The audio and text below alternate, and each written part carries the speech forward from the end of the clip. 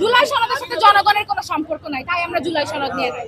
আপনার প্রশ্নের প্রেক্ষিতেই বলি, আমরা জুলাই সনদ নিয়ে নাই কেন? জুলাই সনদের সাথে জনগণের কোনো সম্পর্ক নাই, তাই আমরা জুলাই সনদ নিয়ে নাই। কয় মাস হয়ে গেছে ওই সংসদে? 4.5 মাসের অধিক সময়। কোথায় কথা হয়েছে হাওড়ের কৃষকদেরকে নিয়ে? কথা হয়েছে আমি যে শিশুরা মারা যাচ্ছে অন্তর্বর্তীকালীন সরকারের কিছু মুনাফা অর্জনের জন্য ওই খুনি ইউনূস এতগুলো শিশুকে হত্যা করলো, তাকে নিয়ে কথা হচ্ছে? জুলাই সনদ যখন অন্তর্বর্তীকালীন সরকার বানাচ্ছিল তার ফাঁকা তলেই তো তারা আসলে ওই দেশকে বিক্রি করার চুক্তিও সই করতেছিল। তাহলে আমি কেন ওই অন্তর্বর্তীকালীন সরকারের জুলাই সনদে বিশ্বাস করব, যেই সরকার এই দেশকে বিদেশিদের কাছে বিক্রি করে দেওয়ার পায়তারা করছিল? আমি কেন বিশ্বাস করব খলিলুর রহমানকে বা বিএনপি সরকারকে, যে ওই অন্তর্বর্তীকালীন সরকারের পররাষ্ট্র উপদেষ্টাকে পররাষ্ট্র মন্ত্রী বানিয়েছে? কেন বানিয়েছে? কেবলমাত্র এই দাসত্বের চুক্তিটাকে পাহারা দেওয়ার জন্য।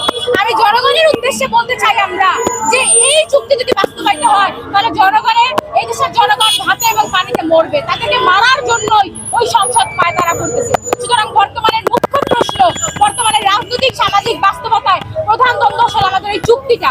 ওই চুক্তি কোনোভাবেই বাস্তবায়িত হতে দেওয়া যাবে না।